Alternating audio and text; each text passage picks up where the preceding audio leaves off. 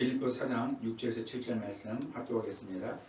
아무것도 염려하지 말고 다만 모든 게 기도와 간구로 너희 구할 것을 감사함으로 하나님께 하라. 그리하면 모든 시각에 뛰어난 하나님의 평강이 그리스도 예수 안에서 너희 마음과 생각을 지키시리라. 아멘.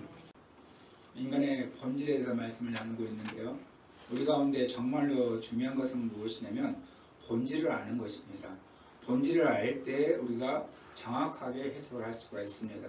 나에 대해서, 인간에 대해서 아는 것, 세상에서 말하는 것이 중요하지 않습니다. 여러분 정말로 어리석은 행동을 해서는 안 되는데요. 세상 학문에서 인간을 규명한 것이 있습니다. 세상 학문이 인간을 규명한 것은 전부 다 과거에 관한 것입니다.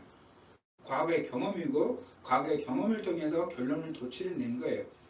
이제 우리나라도 애국처럼 상담학이 굉장히 발달하게 되어지고 상담하는 것이 이제 돈 내고 이제 상담하게 된 일들이 머지않아 우리의 생활 속에 가까이 오게 될 것입니다.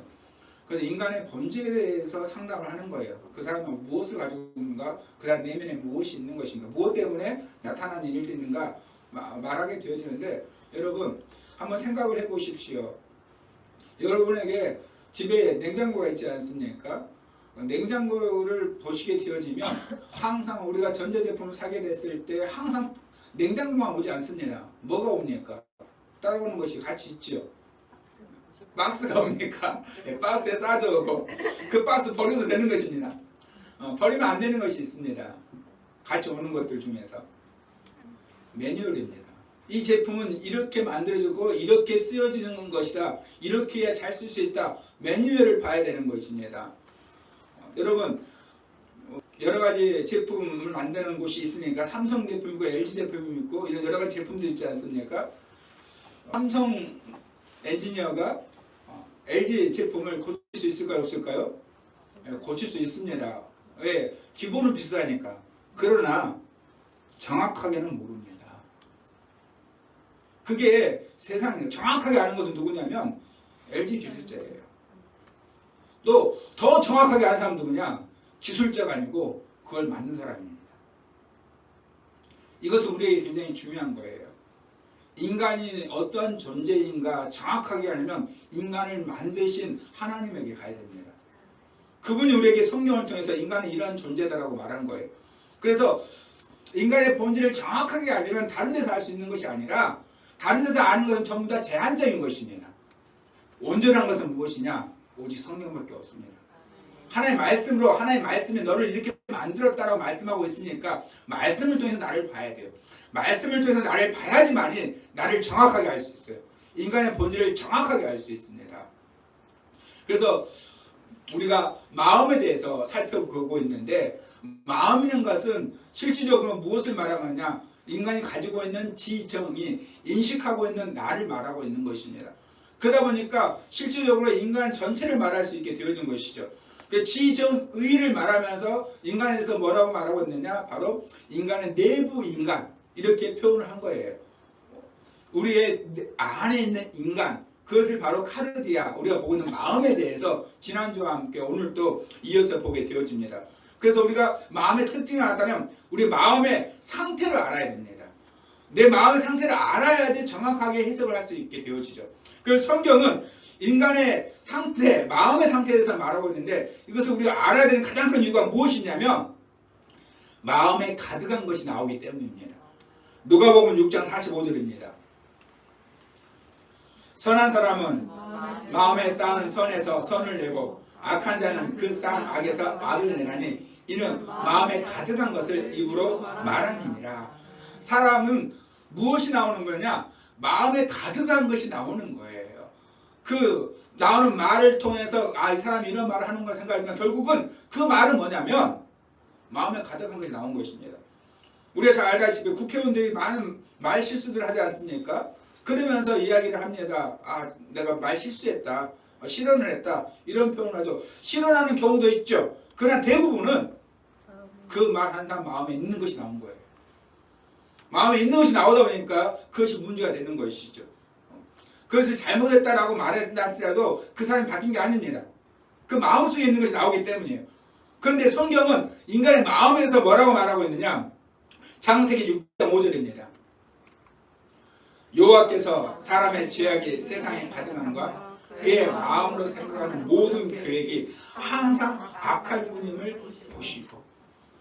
사람의 마음이 생각하는 것, 이 생각한다는 말이 히브리어로 마샤바라는 말인데 고안, 계획, 목적, 생각, 의향, 상상력이라는 거예요. 그러니까 인간이 하는 상상력, 그 상상력을 통해서 하는 계획, 이 계획이 예체는데 형태, 구상, 뼈대, 목적, 결심, 의도를 말합니다. 그러니까 인간이 생각하는 모든 목적이, 생각하는 모든 의도가 무엇이냐? 악하다는 거예요. 여러분, 우리 자신을 인정해야 됩니다. 내 마음이 항상 악하다는 것을 인정을 해야 돼요. 이걸 인정하지 않으니까 우리 안에 드는 마음들이 선하다는 생각을 하는 것입니다. 우리의 마음은 항상 악해요. 생각하는 것, 상상하는 것, 계획하는 것, 하고자 하는 것, 의도가 인간은 악하다는 거예요. 여러분, 인간의 마음이 악하니까 마음에서 나오는 그것이 곧 우리를 또한 더럽힌다고 성경을 말하고 있습니다. 마태복음 15장 18절입니다. 입에서 나오는 것들은 마음에서 나오는 이것이야말로 사람을 더럽게 하느니라. 입에서 나오는 것이 더럽게 하는 거예요. 왜? 우리 안에 마음이 악하기 때문입니다. 우리가 이걸 생각하지 않게 되어지면 무슨 생각을 하느냐? 나는 선하다는 생각을 하는 거예요. 실제로 우리 많은 그리스도인, 세상이 아무리 욕한다 한다 할지라도 세상 사람들보다 그리스도인들도 선합니다. 선하고 살려 노력을 해요. 선한 것을 생각을 합니다. 그러다 보니까 우리 마음이 선하다는 이러한 착각을 하게 되는데 그렇지 않습니다.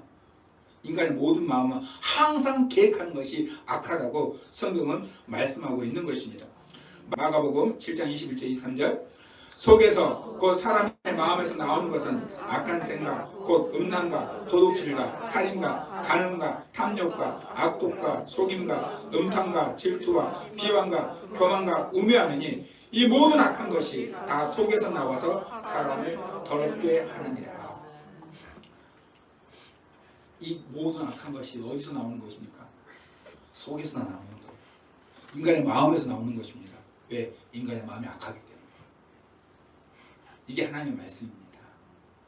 세상이 뭐라 하든 우리의 마음은 악하다는 거예요.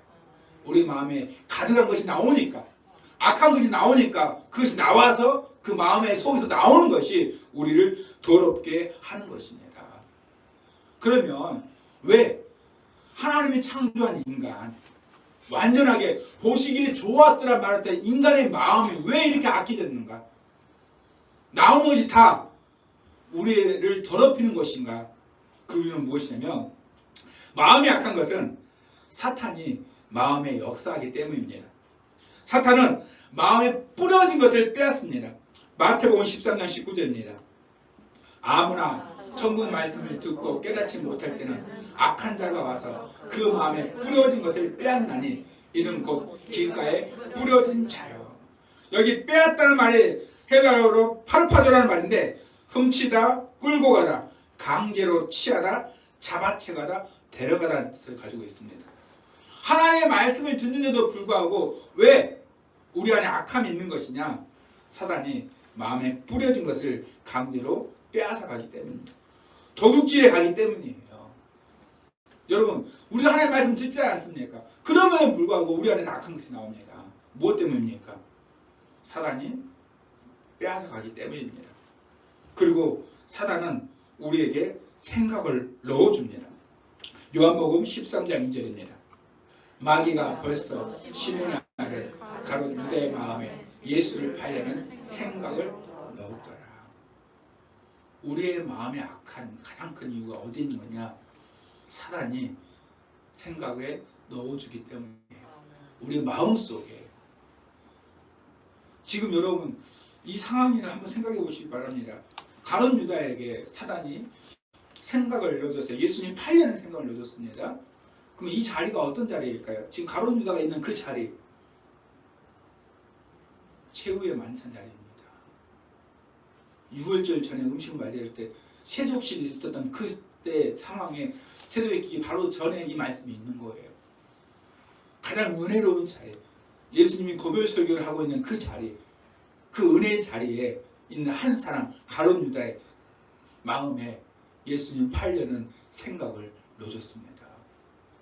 사단이 예수님 팔려는 생각을 놓아줍니다. 그러므로 우리는 정말로 우리의 마음의 생각을 판단해야 됩니다. 내 마음의 생각이 악하다는 것을 인정해야 판단을 해요. 여러분 한번 보세요. 우리나라에서 여러분이 음식을 드시든지 시장을 보시든지 은행에서 돈을 바꾸시든지 아니면 환전소에 가서 돈을 바꾸시든지 혹시 돈을 바꿀 때 일일이 돈을 확인해 보신 분 계십니까? 예를 들어서 은행에서 창구에서 100만 원을 찾는다고 생각을 해보세요. 100만 원 돈을 찾는데 거기서 일일이 100장을 다 만원짜리 세가면서 1000원짜리 넣어줬나 확인해 보신 분 계십니까? 우리나라에는 없습니다. 왜 없느냐? 그런 일이 없으니까. 그러나 제가 회의를 갔을 때 다른 나라 그 지역 그 나라 갔을 때는 반드시 돈을 다 세봅니다. 숫자만 세보는 게 아니라 중간에 작은 화폐가 들어간 거 있지 않는가 일일이 다 세봅니다. 현지인에게 맡길 때는 믿을 수 있는 데서 바꾸라고 현지인한테 이야기를 합니다. 왜? 그 나라에서는 그러한 일이 일어나니까. 왜 그렇습니까? 가짜가 있으니까. 가짜가 있다는 것을 알고 있으니까. 다 진짜인 것. 우리나라에서는 그렇게 할 이유가 없어요. 왜? 다 진짜니까. 우리가 그렇다라는 거예요. 우리의 마음의 생각이 사단이 넣어주는 것이 있다는 것을 내가 알았을 때는 우리의 마음의 생각을 그걸 분별합니다. 분별하려고 노력해요. 왜? 결국 사단이 준 생각은 악한 것이니까. 결국 죄가 되어지니까. 하나님의 영광을 가리게 되어지니까 내가 분별하고 노력을 합니다. 그런데 사단이 넣어준다는 생각을 안 하게 되어지면, 내 마음에 악하다는 생각을 안 하게 되어지면 내 마음이 손 안 돼요. 나는 착한 사람인데 내 안에 드는 생각을 분별하겠습니까? 분별하지 않습니다. 그리고 여러분 생각해 보세요. 사람 중에 과연 어느 정도나 나는 악한 사람이야 라고 생각하는 사람이 있겠습니까? 나는 나쁜 사람이야 라고 생각하는 사람이 얼마나 있겠습니까? 대부분 그렇게 생각하지 않습니다. 대부분 괜찮은 사람이라고 생각을 해요. 생각도 마찬가지입니다. 우리는 분명하게 본질을 알아야 돼요. 마음의 생각, 사단이 넣어줄 수 있습니다. 사단이 넣어주니까 우리는 우리의 생각을 분별해야 돼요. 분별하지 않게 되면 무슨 일이 벌어지느냐? 사단이 가득 차게 되어집니다. 사도행전 5장 3절 말씀입니다. 베드로가 이르되 아나니아야 어찌하여 사탄이 내 마음에 가득하여 내가 성령을 숨기고 땅값 얼마를 감추었느냐. 저는 사실 이 사도행전 5장 3에 나오는 사건이 너무나 안타깝습니다. 이것이 사실 지금도 우리의 교회 안에도 일어날 수 있기 때문입니다. 이 아나니아라는 사람이 그 아내도 마찬가지지만 정말로 악한 사람이 아닙니다. 교회에서 충성했었던 사람입니다. 어느 정도나 충성했던 사람이냐? 사실 우리 다 못 쫓아갈 만한 사람입니다. 여러분의 재산을 다 팔아서 교회에 바친 분 있습니까? 내가 가지고 있는 모든 재산 다 팔아서 성도들 함께 나누겠다. 교회에 하나님 앞에 드리겠다라고 결심하신 분 계십니까? 아나니아는 그 결심한 사람이에요. 그리고 실제로 자기가 갖고 있는 모든 재산을 다 팔았습니다. 그런 사람이 어디에 있겠습니까? 우리에게도 찾기 쉽지 않습니다. 그런데 아나니아 삽비라는 실제 생각만 한 것이 아니라 행동으로 옮겼어요. 자기가 가지고 있는 재산을 다 팔았습니다. 우리가 그 사실을 안다면 얼마나 칭찬하겠습니까? 정말 믿음 좋은 사람이다 라고 얼마나 우리가 생각하겠습니까? 정말 믿음 좋은 사람의 행동의 모습이죠. 그런데 어떻게 했습니까? 일부를 감췄어요. 일부를 감춘 게 문제가 아닙니다, 여러분. 본인이 하나님 앞에 안 드려도 돼요. 자기가 결정을 한 거예요. 하나님을 팔겠다고. 아, 나는 그러면 여러분 인간적으로 한번 생각을 해보세요. 자기가 모든 재물을 다 팔았으니까. 근데 생각해보니까 나한테 아무것도 없으니까 걱정이 된다. 그럼 어떻게 하면 될까요? 그냥 얘기하면 돼요. 내가 하나님 앞에 정말 바치고 싶어서 다 팔았는데 좀 남겨두고 싶다. 남겨두면 됩니다. 근데 어떻게 했느냐? 속였어요. 전부라고. 왜 속였습니까? 속인 이유가 무엇입니까? 사탄이 내 마음에 가득하여. 사탄이 생각을 넣어줬어요. 그 생각을 분별하지 않았습니다. 그러니까 어떻게 되느냐? 그 마음에 사탄이 가득하게 됐어요. 사탄이 가득하게 되니까 결국 어떤 일이 벌어지냐? 성령을 속였다는 거예요. 땅 얼마를 감췄냐가 중요한 거예요. 이거 여러분 안 하냐 거예요. 본인이 안 들어도 됩니다. 본인이 자원해서 한 거니까. 그런데 문제는 뭐냐면 얼마를 감춘 것이 문제가 아니고 성령을 속인 게 문제가 된 거예요. 우리가 악하다는 생각을 하지 않게 되어지면 내게 드는 생각들, 마음들을 분별하지 않게 되어지니까 사단이 놓은 것들을 분별하지 않게 되니까 결국 무슨 일이 벌어지냐? 마음에 사단이 가득하게 되어집니다. 그래서 성령을 속이게 되어지는 거예요. 우리 신앙생활에서도 마찬가지입니다. 내 안에 생각을 분별하지 않게 되어지면 그 생각이 내 마음에 가득 차게 되어져요. 그것은 무슨 생각이냐? 사단이 놓은 생각입니다. 사단이 가득 차게 되니까 성령을 속이게 되어지고 결국 미혹되어서 무엇을 해야 될지 무엇을 하면서 살아야 될지 길을 알지 못하게 되어집니다. 히브리서 3장 10절입니다. 그러므로 내가 이 세대에게 노하여 이르기를 그들이 항상 마음이 미혹되어 내 길을 알지 못한도다 하였고, 마음이 미혹되어서, 미혹되는 말이 헬라어로 플라나오라는 말인데 방황하다, 헤매다, 속이다, 죄를 짓다, 넋을 잇다, 길을 벗어나다. 이게 미혹하다는 뜻입니다. 마음이 미혹되어서, 마음이 미혹되게 되어지니까 하나님께서 무엇을 원하는지 길을 알지 못하게 되어져요. 이 말씀은 광야에서 있었던 일입니다. 그래서 히브리서 3장 8절 보니까 광야에서 시험하던 날에 거역하던 같이 너희 마음을 완고하게 하지 말라 말씀하셨어요. 그들이 하나님을 시험했었던 것입니다. 그런데 그들이 왜 시험을 했느냐? 마음이 미혹해요. 미혹되어서예요. 사단에게 미혹하게 되어지니까 결국은 길을 알지 못하게 되어지는 것입니다. 그래서 12절 말씀 보니까 이렇게 되어져 있어요. 형제들아 너희는 삼가 혹 너희 중에 누가 믿지 아니하는 악한 마음을 품고 살아계신 하나님에게서 떨어질까 조심할 것이라. 믿지 않는 악한 마음을 품고 살아가는 것. 사실 우리는 우리의 마음이 너무나 중요합니다. 사람은 마음 가는 대로 살게 되어져 있어요. 그래서 그 마음을 분별해야 됩니다.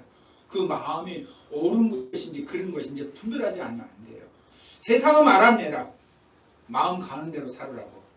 모든 여러분 광고를 보세요. 네가 하고 싶은 대로 살라고 얘기하잖아요. 너의 마음 가는 대로 살려고 하고 얘기하고 있지 않습니까? 그런데 우리는 반드시 본질을 알아야 돼요. 내 마음의 본질이 악하다는 것을. 그러면 내 마음의 본질이 악한 대로 살면 무슨 일이 벌어지겠습니까? 결국은 그 길은 사망의 길입니다. 이것을 잊어버리면 안 됩니다.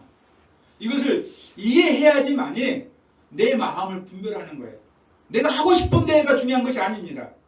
이것이 누구로부터 왔는가? 하나님이 주신 건가? 아니면 내가 원하는 건가? 아니면 사단이 넣어주는 것인가? 분별해야 됩니다. 그래서 항상 우리가 이 분별하기 위해서 어떻게 해야 되는 건가? 첫 번째로 하나님의 도움을 구해야 됩니다. 사람의 마음은 마음대로 할 수가 없어요. 내가 누군가를 좋아하는 것도 마찬가지입니다. 좋아하려고 작정해서 좋아하는 사람은 거의 없어요. 대부분은 좋아진 거예요. 마음이 들어온 거예요. 그 마음이 계속 쌓이게 되어지죠.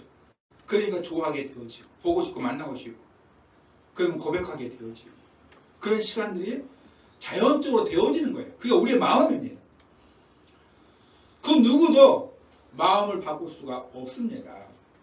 그래서 드라마 보면 그런 말 나오잖아요. 안 되는 걸 어떡하냐고. 그게 맞는 말이에요. 사람의 마음은 자기 마음대로 안 됩니다. 그래서 어떻게 해야 되느냐? 하나님의 도움을 구해야 돼요. 바울도 하나님께 구했습니다. 데살로니가후서 3장 5절입니다. 주께서 너희 마음을 인도하여 하나님의 사랑과 그리스도의 인내에 들어가게 하시기를 원하노라. 주께서 너희 마음을 인도하여. 이 인도하여라는 말이 헬라어 카투디노라는 말인데 완전히 똑바르게 하다, 지시하다, 지도하다, 똑바로 인도하라는 말이 되어져 있어요. 우리의 마음을 주님이 인도해 주셔야 돼요. 우리는 알 수 없습니다. 무엇이 선한지 악한지. 더 중요한 것은 우리는 그 누구도 미래를 알 수 없어요. 끝이 무엇인지. 그러나 하나님은 아십니다. 주님은 끝을 알아요. 내 눈에 보기엔 지금 좋아도 주님은 끝이 어떤지를 알고 있습니다. 가장 비근한 예로 성경에 있는 소돔과 고모라의 사건이지 않습니까? 저거 롯이 소돔과 고모라가 너무 풍요로운 땅이니까 그 땅을 선택해서 갔잖아요. 근데 그 끝이 무엇이었습니까? 멸망이었어요. 결국 롯은 자기의 아내와 두 딸 함께 나오다가 아내마저도 잊어버리고 자기가 가지고 있는 모든 것을 다 잊어버렸습니다. 왜? 보시기에 너무 좋았거든. 그러나 끝은 몰랐기 때문에. 그러나 주님은 끝을 아십니다. 그래서 주님께서 우리의 마음을 인도해 달라고 구해야 돼요. 두 번째는 마음을 굳건하게 하기를 바울은 구했습니다. 데살로니가전서 3장 13절입니다. 너희 마음을 굳건하게 하시고 우리 주 예수께서 그의 모든 성도와 함께 강림하실 때 하나님 우리 아버지 앞에서 거룩함에 흠이 없게 하시기를 원합니다. 너희 마음을 굳건하게 하시고, 이게 헬라어로 스테리도라는 말인데 굳게 고정시키다, 담호에 돌리다, 확고히 하다, 확립하다, 강하게 하다는 뜻이에요. 하나님께서 우리의 마음을 굳게 고정시켜 달라 하라는 거예요. 사람의 마음이 우리 힘대로 안 됩니다. 마음을 컨트롤할 수 없으니까. 그래서 주님께 부탁하라는 것이에요. 우리가 왜 주님께 도움을 구해야 되는 이유가 있습니다. 근거가 있어요. 첫 번째로 하나님이 약속하셨기 때문이에요. 예레미야 31장 33절입니다. 그러나 그날 후에 내가 이스라엘 집과 맺을 언약을 이러하니 곧 내가 나의 법을 그들의 속에 두며 그들의 마음에 기록하여 나는 그들의 하나님이 되고 그들은 내 백성이 될 것이니 여호와의 말씀이니라. 아멘. 주님의 약속의 말씀이요. 예레미야 시대는 무슨 상황인지 알잖아요. 그들이 하나님을 떠나 있는 상태였어요. 율법을 줬는데도 율법을 지키지 못하는 그때였어요.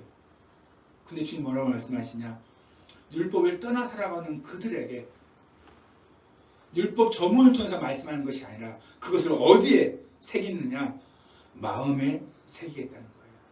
그 속에 기록하겠다는 거예요. 이게 주님의 약속입니다.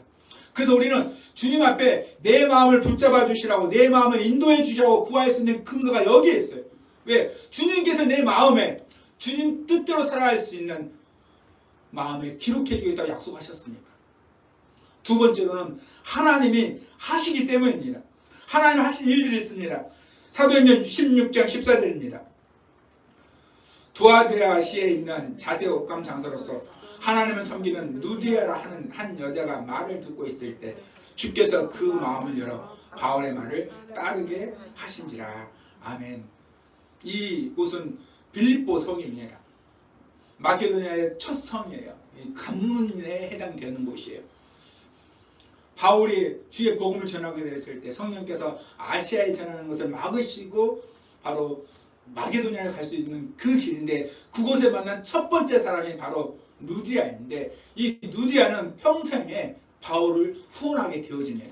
근데 어떻게 시작점이 어떻게 되어졌느냐? 주께서 그 마음을 열어요. 이 열어가 헬라어로 디아노이고인데 해석하다, 설명하다, 이해하다, 닫혀진 것을 완전히 열다는 뜻이에요. 우리의 마음이 악하잖아요. 그러니까 우리의 마음이 듣지 못하는 거예요. 우리의 마음이 닫혀 있잖아요. 닫혀 있으니까 들리지 않는 거예요. 많은 사람들이 이야기를 해요. 잘 모르겠다, 이해가 안 된다. 그게 사실이에요. 그게 인간의 본질이에요.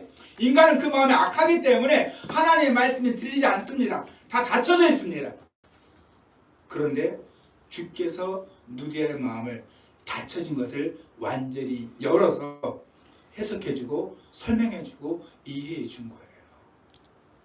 누가 하신 거냐? 우리의 마음을 열어주신 분은 하나님이세요. 주님이세요. 주님이 열어주십니다. 또한 삶의 목적을 알게 하십니다. 에베소서 1장 18절입니다. 너희 마음의 눈을 밝히사 그의 부르심의 소망이 무엇이며 성도 안에서 그 기업의 영광의 풍성함이 무엇이며. 아멘. 밝히사가 포티조라는 말인데 밝게 하다, 비추다, 조명하다, 밝히다, 영적으로 계몽이나 교화하다, 영적으로 깨닫게 해준다는 뜻을 가지고 있어요.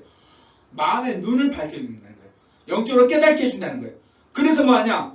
부르심의 소망이 무엇인지, 나를 부르신 그 이유가 무엇인지, 나를 부르심을 통해서 이루고자 하는 것이 무엇인지, 나를 부르셔서 그것을 통해서 주고자 하는 것이 무엇인지 삶의 목적을 알게 해주세요.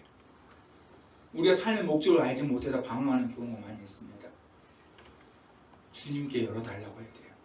주님께 밝혀달라고 해야 됩니다.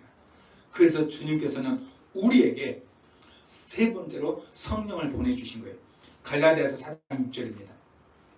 너희가 그 아들임으로 하나님의 그 아들의 영을 우리 마음 가운데 보내사 아빠, 아버지라 부르게 하셨느니라.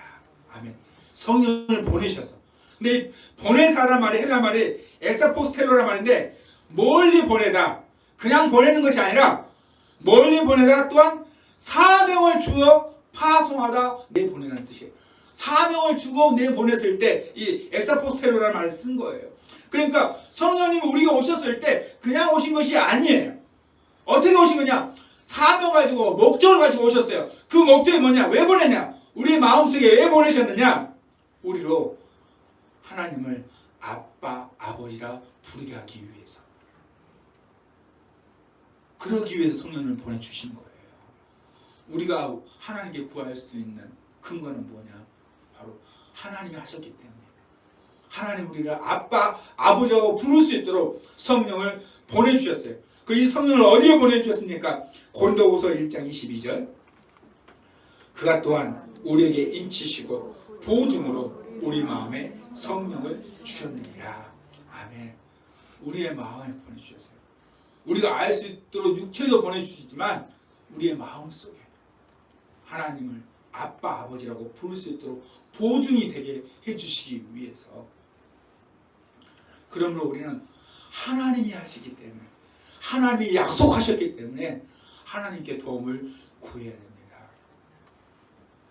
그러면 하나님께 도움만 구하면 되는가? 그렇지 않습니다, 여러분. 내가 하나님께 내 마음을 다스려 주시라고, 내 마음을 인도해 주시라고, 내 마음을 밝혀 주시라고, 성령을 통해서 더 하나님과의 친밀함을 누리게 해주시라고 구했으면 거기서 끝나는 것이 아니에요. 이 다음에 정말 중요한 것입니다. 우리가 항상 하나님께 기도하잖아요. 하나님께 구하잖아요. 그럼에도 불구하고 우리의 환경이, 우리의 삶이, 우리의 마음이 변하지 않잖아요. 구한 다음 어떻게 되느냐? 우리 마음에 그리스도를 주로 삼아야 됩니다. 베드로전서 3장 15절 말씀입니다. 너희 마음에 그리스도를 주로 삼아 거룩하게 하고 너희 속에 있는 소망에 관한 이유를 묻는 자에게는 대답할 것을 항상 준비해야 돼. 온유와 두려움으로 하고. 아멘. 너희 마음에 그리스도를 주로 삼아야 돼요. 우리의 마음에. 하나님께 구하는 것만 중요한 것이 아닙니다. 하나님께 도움을 구했다면 하나님을 내 마음에 주로 삼아야 돼요. 그분이 내 마음의 주가 되어야 됩니다. 항상 주님을 주로 인정하게 되어졌을 때, 그랬을 때 우리 안에 거룩함이 이루어지게 되어지는 것입니다. 실제 우리의 가장 큰 문제예요. 왜 우리의 마음이 바뀌지 않느냐? 하나님의 도움을 구하면서 내 마음의 주인은 아직도 내가 되어져 있는 거예요. 하나님의 자녀임에도 불구하고 성령을 통해서 하나님을 아버지라고 부를 수 있음에도 불구하고 내 마음의 주인이 내가 되어지니까 내 마음이 흔들리는 거예요. 왜? 사단이 내 마음에 넣어주니까. 악한 생각을 넣어주니까. 그러니까 그 생각을 통해 내가 흔들리게 되어지죠. 내 마음의 주인이 내가 아니니까. 내 마음의 주인이 그리스도가 되어질 때만 든든하게 서 있을 수 있습니다. 내 마음의 주인이 그리스도일 때만 내가 흔들리지 않을 수 있습니다. 그러므로 우리가 하나님께 도움을 구했다면 내 마음의 주로 그리스도를 세워야 됩니다. 그리스도를 주로 삼다는 의미는 무슨 뜻이냐? 우리의 마음을 주장하게 하는 거예요. 골로새서 3장 15절입니다. 그리스도의 평강이 너희 마음을 주장하게 하라. 너희는 평강을 위하여 한 몸으로 부르심을 받았나니 너희는 또한 감사한 자가 되라. 아멘. 아멘. 그리스도의 평강이 너희 마음을 주장하게 하라는 거예요. 마음을. 주님이 주인이십니다. 주님이 주장하란 말이 헬라어 브라피오라는 말인데 중재하다, 통치하다, 다스리다라는 뜻이에요. 그러니까 주님이 내 마음을 다스리도록 하라는 거예요.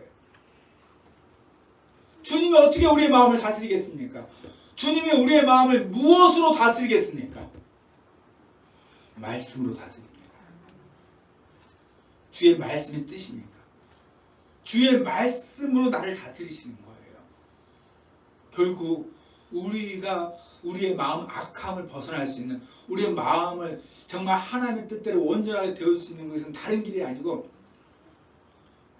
그리스도께서 내 마음의 주가 되어져서 내 마음을 다스리게 되어질 때예요. 내 마음을 판단하는 것도 내가 하는 게 아니고 주님이 하시는 거예요. 이 브라비오라는 말이 심판자라는 단어에서 유래를 한 것입니다. 오직 내 마음을 다스리고 심판하실 분은 누구냐? 오직 예수 그리스도라는 거예요. 그러면 여러분 그 다음 이제 중요하게 되어지죠. 주님이 주인이시고 주님이 다스리시면 그 다음 우리 마음에 드는 거에 대해서 여러분이 어떻게 생각이 되느냐? 괜찮다라고 말을 해야 돼요. 내가 주인이 아니니까. 주님이 주인이시니까. 내 마음에 드는 것들 괜찮다는 거예요. 내 마음의 결과들이 괜찮다는 거예요. 그분이 다스리는 거니까 내가 해야 될 것은 무엇입니까? 따라가는 거예요. 따라가는 거예요. 주인은 결정하는 것입니다. 종은 따라가는 거예요. 내가 무엇을 하고 싶은 것? 그게 중요한 것이 아닙니다.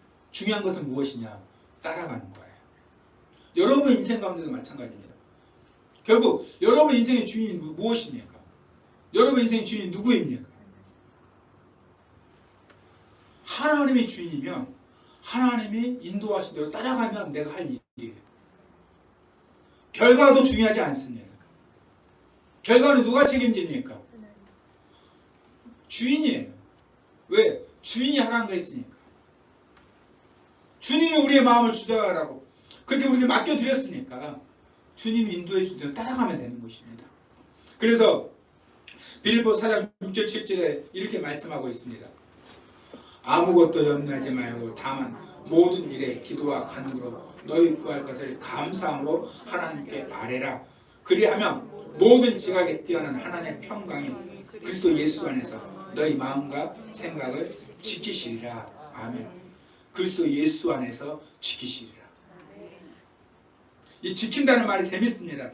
헬라어로 수레오라는 말인데 정찰병으로 나서다, 보초로 서다, 둘러싸여 있다, 보호하다, 지키다, 수호하다 이런 뜻을 가지고 있어요. 그래서 지금 이게 빌립보서잖아요. 근데 빌립보 성에는 누가 있었냐면 그때 당시에 로마 군인이 주둔하고 있었습니다. 거기서 따온 말이에요. 빌립보 성이 로마 주둔군에 의해서 수호되어 있는 것처럼 주님께서 우리의 마음과 생각을 수호해 준다는 거예요. 무엇이 되어졌을 때? 우리 마음의 주인이 그리스도가 되어졌을 때. 그러면 이제 보세요. 내 마음이 왜 흔들리는 건가? 내 마음이 왜 넘어지는 건가? 내 마음이 왜 불안해지는 건가? 누가 주인이기 때문입니까? 내가 주인이기 때문에. 내가 주인이니까 흔들리는 거야. 왜? 나는 불안정한 사람입니다. 인간의 마음은 너무나 중요한 것입니다. 우리 안에서 주어진 이 마음 자체는 결국은 내면의 인간 나를 말하는 거예요. 여러분 이 시간 여러분 스스로 한번 생각해 보십시오. 나의 주인은 누구인가? 내가 무엇 때문에 근심하고 고통하며 애통해 하는 거예요. 내 마음의 주인이 누구냐를 드러낼 수 있는 것입니다. 주님께서 우리에게 말씀하셨어요. 도움을 구하라고. 주님은 행하십니다. 그럼에도 중요한 것은 무엇이냐? 내 마음의 주인을 그리스도로 삼는 거예요. 그분이 내 마음을 주장하도록 하는 거예요. 그렇게 됐을 때 주님께서는 지켜주십니다. 아무것도 염려하지 마요. 왜? 주님이 주인이시니까. 우리 인생의 미래에 대한 것은 우리가 염려할 수밖에 없어요. 그러나 중요한 것은 무엇이냐? 가장 좋은 것은 하나님의 행하실 거예요. 하나님의 행하심이 가장 선한 것입니다. 그렇다면 우리는 믿어야 돼요. 그리고 따라가야 됩니다. 우리는 그 무엇보다도 주님의 마음이 우리를 주장하기 원합니다. 그분의 주님의 마음이 완전하니까 주님의 마음이 나를 주장하게 되어져. 주님의 마음이 나를 다스리게 되어졌을 때 우리는 어떤 상황 속에서도 든든히 서 나가게 되어질 줄로 믿습니다. 우리 함께 기도하겠습니다. 하나님, 주님 마음 부어 주옵소서.